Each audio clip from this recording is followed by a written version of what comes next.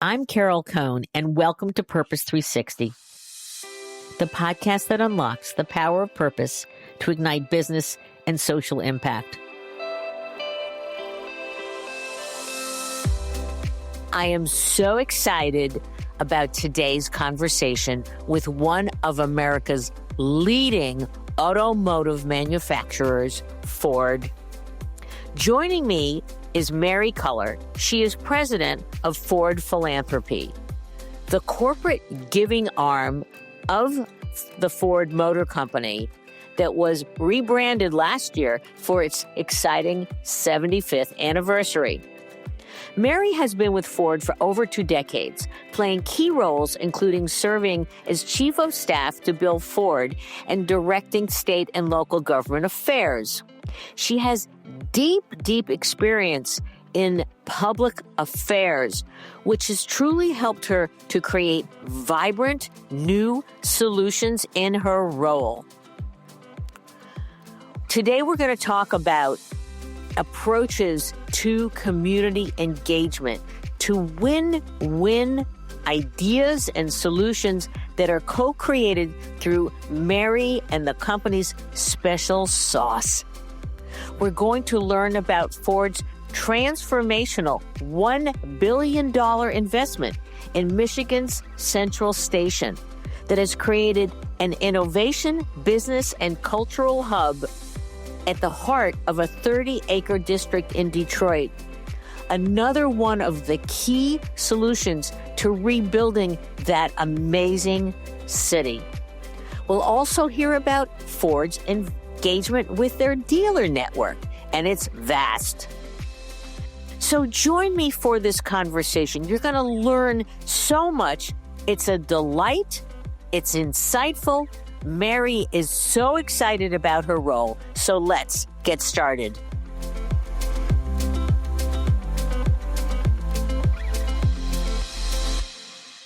Welcome to the show, Mary.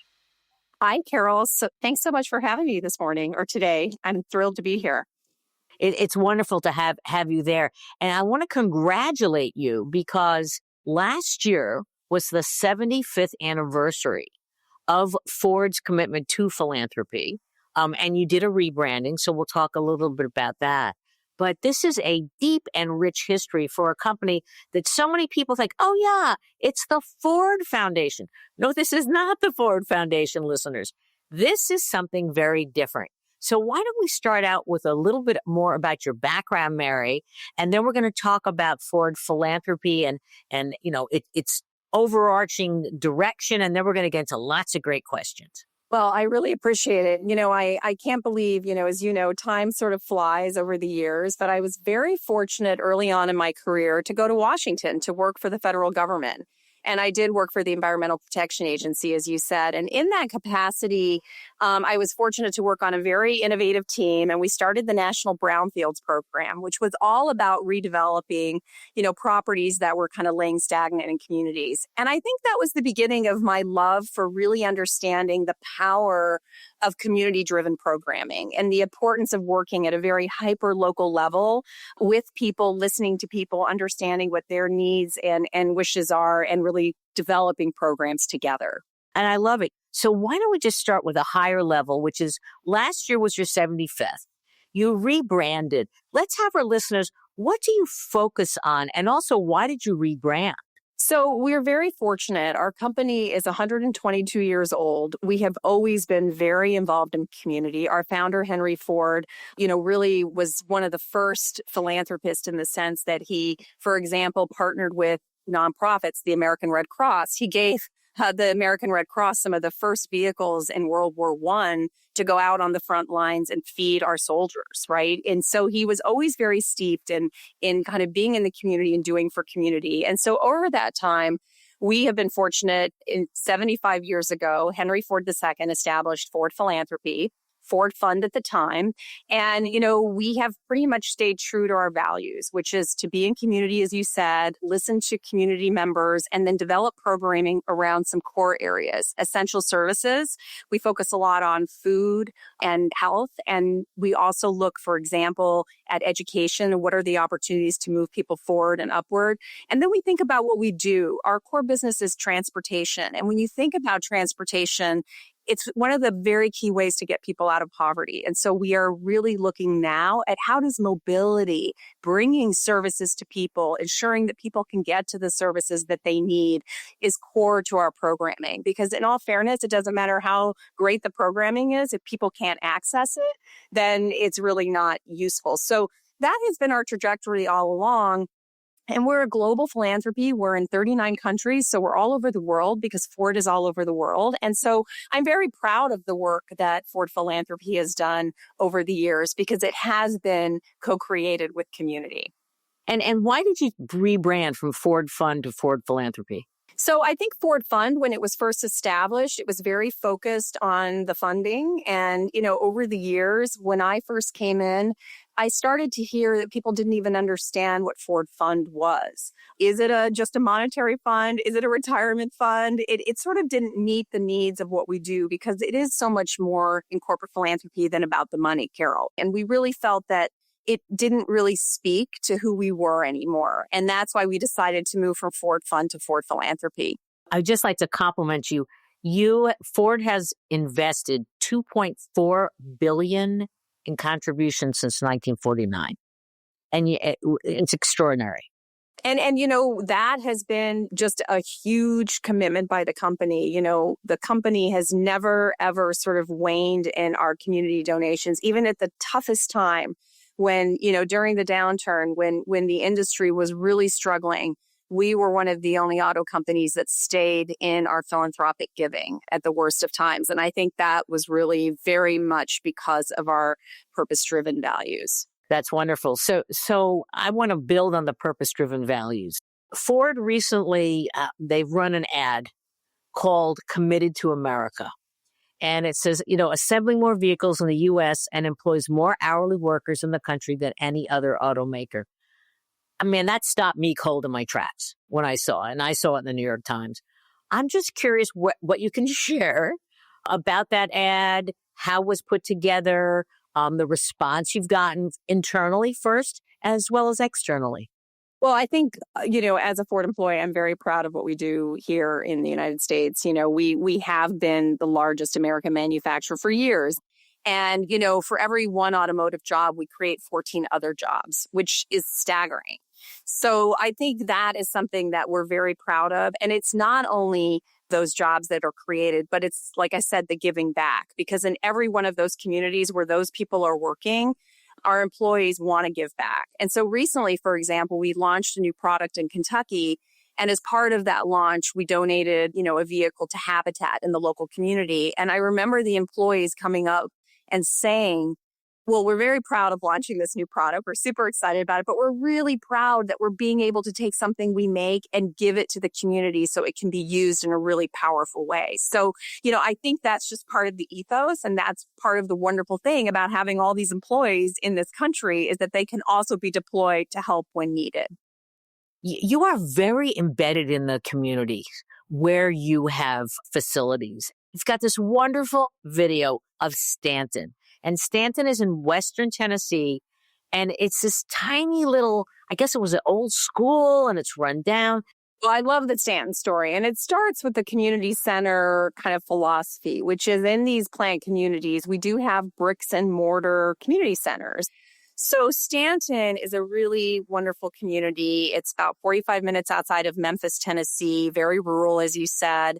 And, it's a place where we have built one of our largest battery manufacturing plants. It's really quite staggering how big it is. And it came into the community. And of course, as part of that, Ford Philanthropy, before we even started being built, we started talking to the community about what they wanted. What did they need? How could we provide help? Now, of course, there's a whole job training component as part of, coming into a community, but there was more that the community wanted. And one of the things they wanted was a place to gather. They had sort of lost their community center. And there was this beautiful schoolhouse, very small schoolhouse in the middle of town that had literally been the schoolhouse that everyone had gone to from kindergarten through high school, but it had been shuttered for a very long time, for over 30 years. And so we have been working with the community to, in essence, make that schoolhouse the center of this community center model that we have, where we even have right now a pop-up community center right next door to it as the construction is happening, so that people can access services with the help of the United Way and a bunch of other different nonprofits that we're partnering with. How many others community centers do you have around the globe? Because they are global.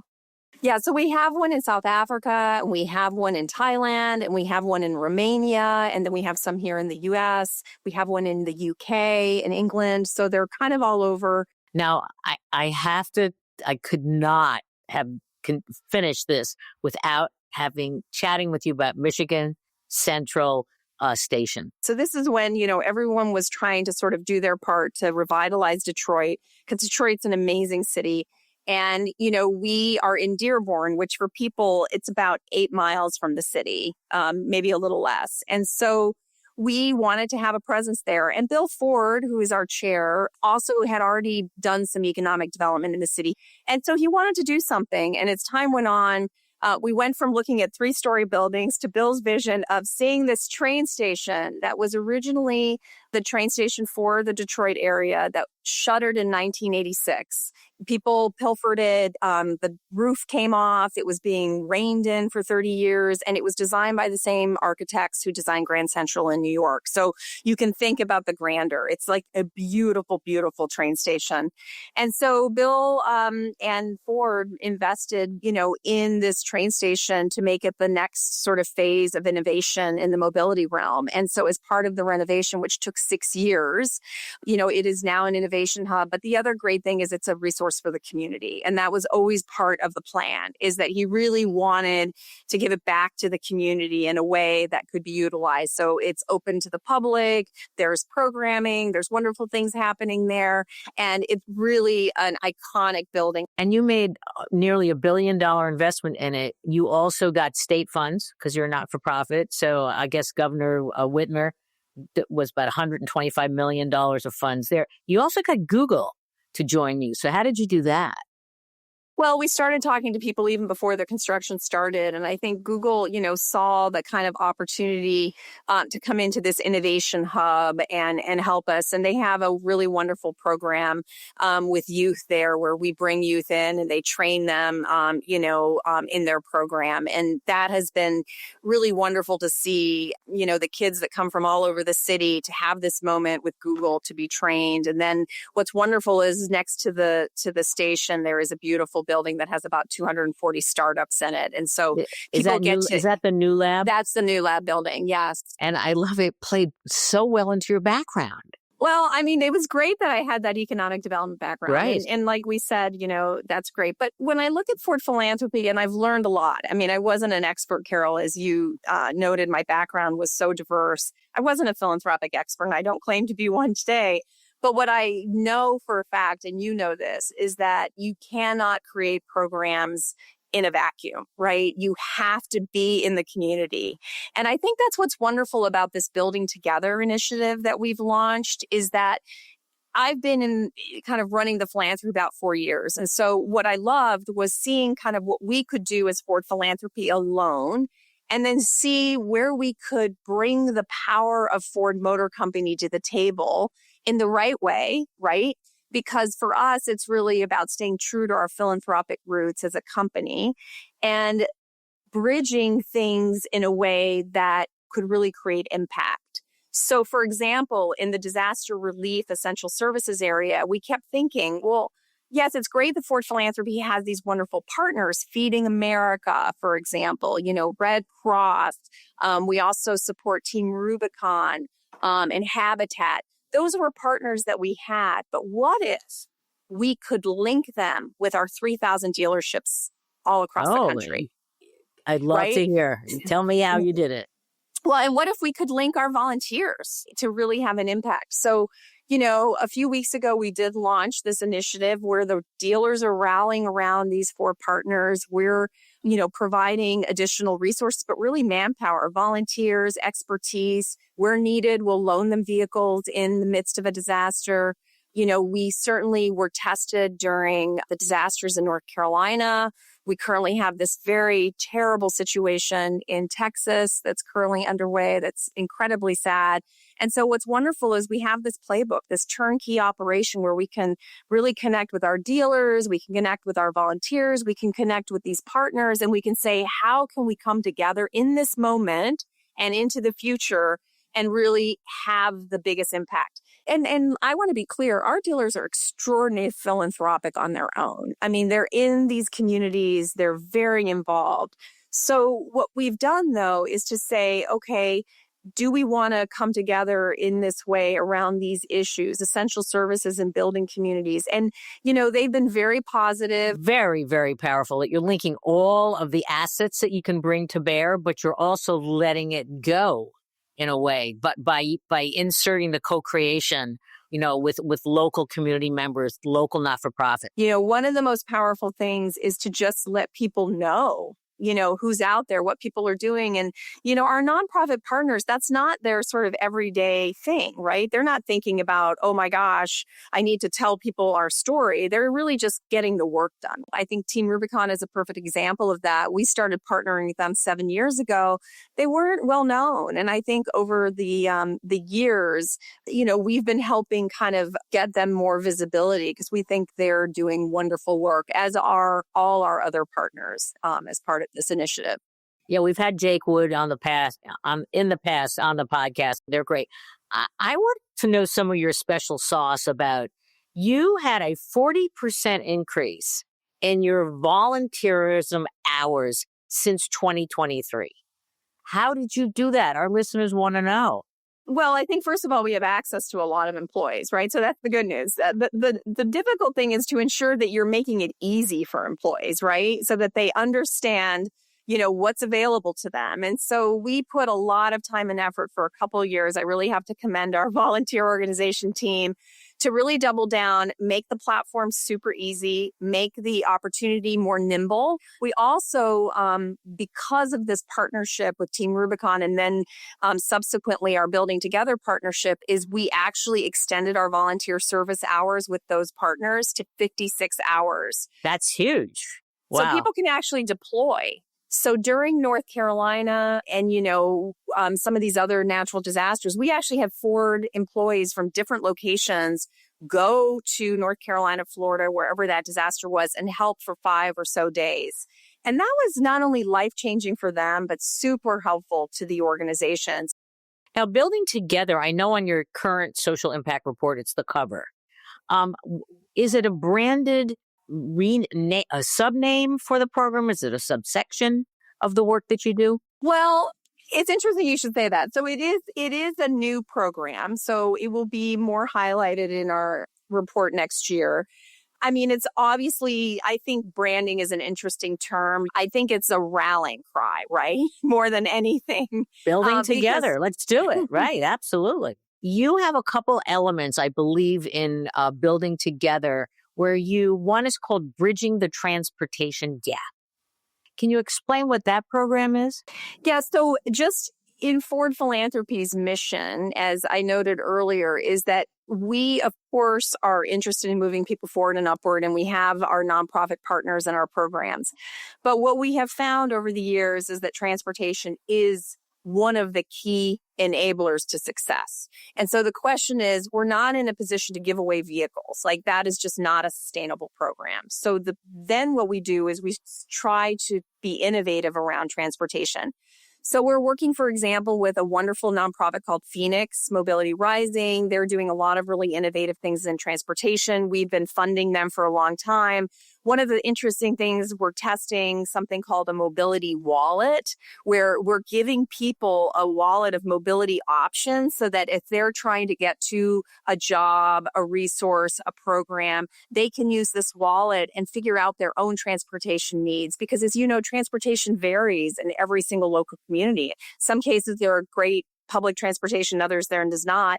And then in the area of food, for example, we realized that, you know what, we're not experts always in the platform for delivery. So we've partnered with DoorDash. And what they have done is we give money to food banks and they can actually work with DoorDash to have fresh food delivered to seniors who are housebound.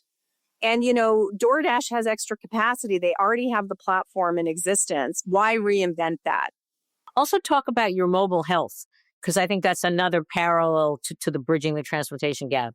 Healthcare, I think, is one of the areas that's the most ripe for opportunity. So, you know, whether it's a mobile mammogram, whether it's actually of this wonderful program that goes into the schools, a mobile eyeglass unit, and actually fits kids for glasses, because so many kids don't get to the eye doctor and they don't have access to that kind of resource. People in community can't always access the resources. And so that's really what we're focused on. And on your grants page, you say that you don't take unsolicited requests. We don't right now. Yeah, because you've got lots of lanes that you're in that then you go out and you seek in your local markets, you listen to your local markets, and then you decide. How do you decide locally where the money goes? We do go out into the local market. We ask others. Our dealers are new partners with us in that, because some of them actually do have relationships with some really great local organizations that we may not have had line of sight on. So that's really nice. But I do think that, to your point, really the onus is on us to get to know people. I would love to ask you, look into your crystal ball, where do you think philanthropy is going to be going in the next 3 or 5 years? Well, I think it's going to require a lot more partnerships. And what I know is that if we were to work more closely together, really figure out each other's sweet spots, where can we come in and really make a difference and build a continuum of action together? Wow, how powerful would that be, right? So that's kind of my hope, is that sometimes in these moments of crisis, that's when innovation happens. And you almost have to undo the traditional model and rebuild it in a way that is more relevant for the time. And I feel like we have an opportunity right now to do that. You know, all of our listeners are always about measurement. Okay, I got to make the case. I want to get more funds. I want more people. What are your best recommendations to make the case to the C-suite to prove that you're having an impact in all sorts of areas? Well, that's a really interesting question. You know that measurement is really difficult in this arena. And I do feel like if your whole goal is just about measurement, like what's the return on your investment, you will not be successful. Because I think that in the end, you have to lead with purpose and you have to do it for the greater good. Right now, that's not to say you shouldn't know if your dollars are having an impact or if your program is actually helping, right? Because you could have a lovely program that sounds great on paper, but doesn't actually really move the needle. And so I think for us, so much of it is about working very closely with the nonprofits, figuring out the stories we want to tell, measuring the things we can manage. That's great. This has been a marvelous conversation, but I want to see the station. Well, the artisanship and what the gentleman who was in charge of the renovation, wonderful gentleman by the name of Rob Staley. He was amazing. He did so many renovations across the country. And he told me this was by far the hardest, because in most renovations, the things are left, right? You have things there. They're just broken. They need to be fixed, et cetera. And it's really an amazing story of restoration and the pride that we all have in the construction trades here in Detroit and the skilled trades who came in to help us with this project. They were the heroes. I mean, it is amazing. So please. I want to. So I always love to give the last words to my guest. So, I mean, we covered a lot, but there's a lot more to cover. So what would you like to leave our listeners with?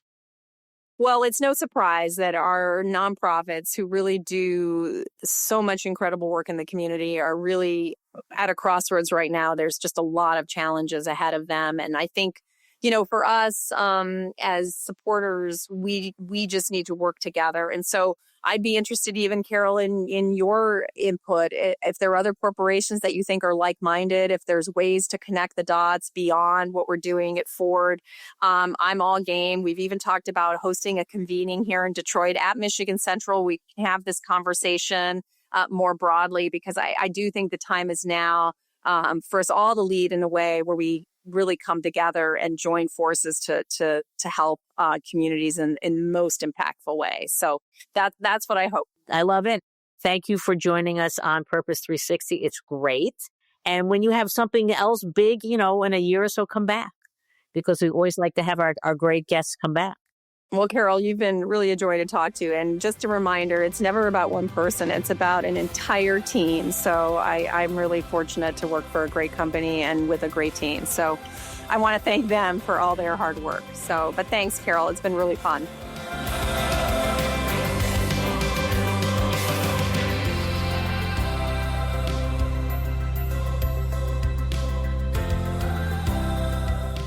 This podcast was brought to you by some amazing people, and I'd love to thank them. Ann Hundertmark and Kristen Kenny at Carol Cohn on Purpose, Pete Wright and Andy Nelson, our crack production team at True Story FM, and you, our listener. Please rate and rank us, because we really want to be as high as possible as one of the top business podcasts available, so that we can continue exploring together the importance and the activation of authentic purpose. Thanks so much for listening.